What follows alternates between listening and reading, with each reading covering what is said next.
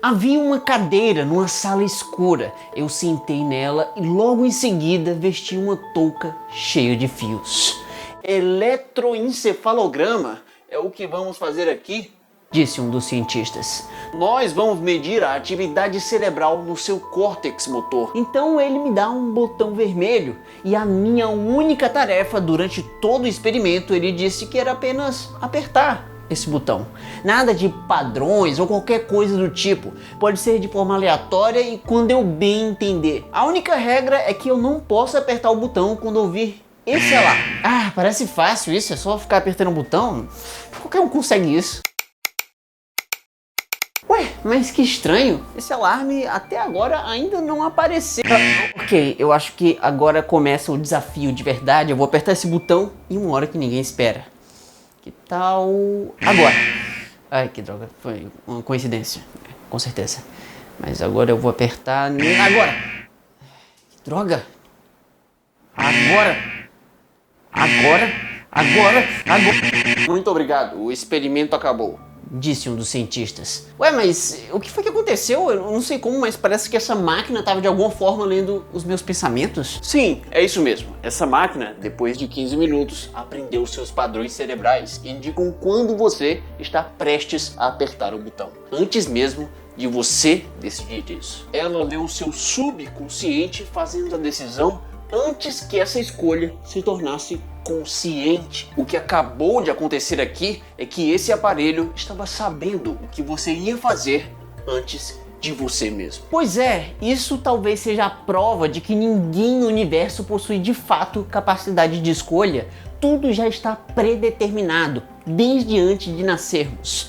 E nós não temos consciência disso. Nós não temos livre-arbítrio? E agora vamos saber se isso é realmente verdade. Vamos nessa! Olá, criaturas da internet! Eu sou Davi Calazans e você está assistindo a mais um episódio do Ponto em Comum que só se tornou uma realidade graças a você e também aos meus livres apoiadores que talvez tenham alguns argumentos a favor da existência do livre-arbítrio. Quando alguém fala a palavra libertarianismo, ela pode estar se referindo a um posicionamento político que prega a liberdade de escolha sem a intervenção do Estado. Ou ela pode estar falando da interpretação filosófica sobre o livre-arbítrio, que, é claro, é sobre o que a gente vai falar agora. Na filosofia, a interpretação do libertarianismo diz que nós somos livres e temos o poder de escolha. O livre-arbítrio existe sim. Então esse experimento do botão lá no início do vídeo não é a prova de que nós não temos poder de escolha. Esse experimento foi originalmente feito em 1983 por uma equipe de cientistas liderados por Libet. E as conclusões tiradas por ele possuem um certo criticismo. A primeira possível falha é que esse estudo se baseou somente no relato subjetivo das próprias cobaias voluntárias para saber se a decisão foi feita antes ou depois do alarme, da máquina saber. E relatos pessoais são subjetivos, eles costumam ser imprecisos. O exato momento em que a decisão é tomada pode estar simplesmente errado. As pessoas podem só ter uma impressão errada. Na mente humana, quem sabe o registro da decisão acontece depois dela ter sido feita. Então você pode de fato decidir antes do alarme, mas a lembrança da decisão vem depois dele. Ou seja, seria uma decisão feita pelo seu subconsciente, que ainda faz parte de você. Então, ainda é você que está decidindo antes do alarme. Então, para o libertarianismo, existe sim livre-arbítrio. Se um dia você quis comer pizza marguerita, significa então que naquele momento você, com seus próprios pensamentos, decidiu esse sabor de pizza.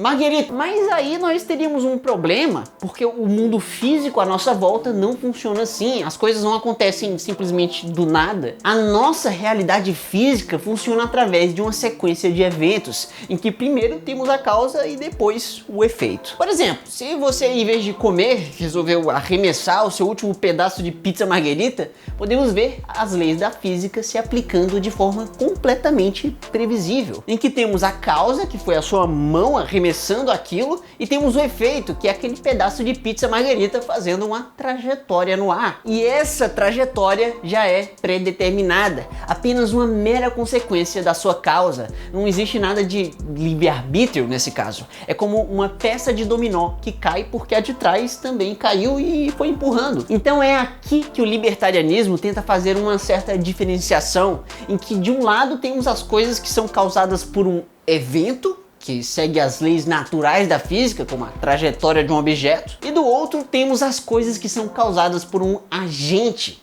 um ser dotado de uma mente, que nem você aí na hora que decidiu arremessar um objeto. Nesse caso, um agente seria capaz de criar toda uma sequência de eventos, sem necessariamente precisar de uma causa externa à sua mente. Apenas com os pensamentos você é capaz de tomar uma decisão, ou seja, você tem livre-arbítrio. Pô, a maior prova disso é a nossa experiência. Nós temos a sensação que nós somos livres para escolher, porque se eu fiz isso aqui, ó, foi porque eu quis.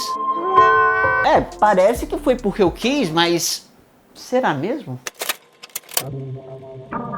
O determinismo, em oposição ao libertarianismo, diz que nós não temos livre-arbítrio. E para exemplificar, aqui vai uma historinha um tanto quanto macabra. No ano de 2000, um homem de 40 anos foi descoberto possuindo conteúdo sexual envolvendo crianças. O que era um tanto quanto estranho naquele caso, porque ele nunca na vida tinha tido esse tipo de interesse. Parece que isso surgiu do nada. E foi aí que descobriram que no seu cérebro havia um tumor do tamanho de um ovo. E bom, talvez seja coincidência, mas sei lá, é bom tirar, né? Beleza. Aí tiraram lá o tumor e agora o que ninguém esperava é que depois da cirurgia os impulsos criminosos simplesmente acabaram. Ele voltou a ser como era antes. E ainda aconteceu do tumor voltar, e aí junto com ele veio também aqueles impulsos. E aí uma nova cirurgia corrigiu o problema mais uma vez. Ou seja, o tumor estava sim causando desejos incontroláveis naquele homem. E para saber mais sobre esse caso médico, basta escutar o nosso podcast exclusivo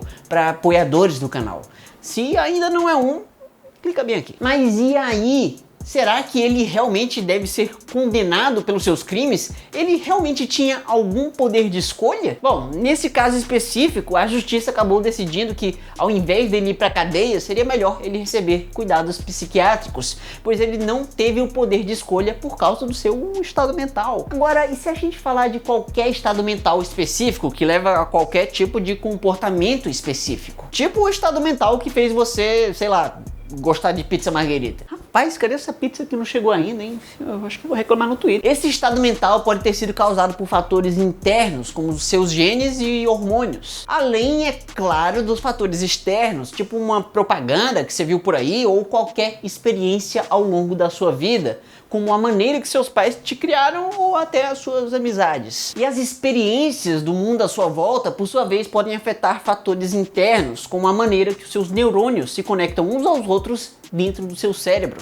além da fisiologia e até como seus genes se expressam. Então, no fim das contas, de um jeito ou de outro, sempre acaba que sendo os fatores internos que causam o seu estado mental. Ou seja, o seu estado mental, as suas escolhas não estão surgindo do nada, elas possuem sim uma causa, que são os fatores internos, os eventos biológicos dentro do seu organismo. E bom, o que são eventos biológicos, se não eventos químicos? E eventos químicos são eventos físicos. E se os eventos físicos são determinados, que nem a trajetória de um objeto no ar, significa então que os biológicos são do mesmo jeito, assim também com os seus estados mentais e as suas escolhas. Tudo no universo físico possui uma causa e um efeito.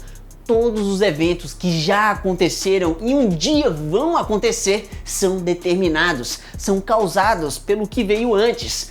Todos são parte de uma sequência de eventos que vem se desenrolando desde o início do tempo. E adivinha só, você, o seu organismo e as suas decisões também fazem parte desse mesmo universo físico em que tudo é determinado, apenas uma mera consequência do que veio antes. E isso quer dizer que no início, se no momento do Big Bang eu tivesse todo o conhecimento perfeito das partículas, ondas, energia e tudo mais, eu poderia prever todos os eventos que um dia vão acontecer. Eu poderia saber que bilhões de anos depois, alguns desses elementos iriam formar a nossa galáxia, nosso sistema solar, a Terra, a humanidade, você e qualquer escolha sua. Cada decisão que você já teve na vida, a de quais filmes assistir, qual caminho profissional seguir, por quem se apaixonar, tudo foi simplesmente inevitável.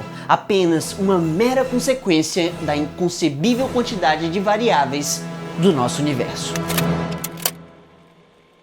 Pois é, do ponto de vista puramente materialista, você não tem livre-arbítrio. E quando as pessoas descobrem isso, quando elas escutam falar sobre essa ideia determinística, elas acabam se sentindo tentadas a agir de uma maneira ruim. Porque, para bem pra pensar, se eu não escolho nada o que eu faço, então significa que ninguém pode me culpar pelo meu mau comportamento, pelas minhas más escolhas. Inclusive, ó, diz pra mim lá no Insta se você também ficou se sentindo assim depois desse vídeo. Eu queria saber. Tá, mas e aí? Será que nós podemos culpar uma pessoa por um ato de maldade? Será que existe responsabilidade moral? Bom, a resposta é que sim, porque nós somos criaturas sociais e por causa disso nós temos um instinto de punir o mau comportamento e premiar o bom, que acabou sendo positivo e ajudou a humanidade a construir a sua civilização. Além disso, de maneira geral, para fins práticos do cotidiano, nós podemos ter um conceito menos materialista do livre-arbítrio. Se você, por exemplo, fez algo sem nenhuma influência de um fator externo, somente com os fatores internos aí dentro de você, da sua mente, aí, nesse caso, você teria o controle de fazer ou não aquele ato. Então, você teria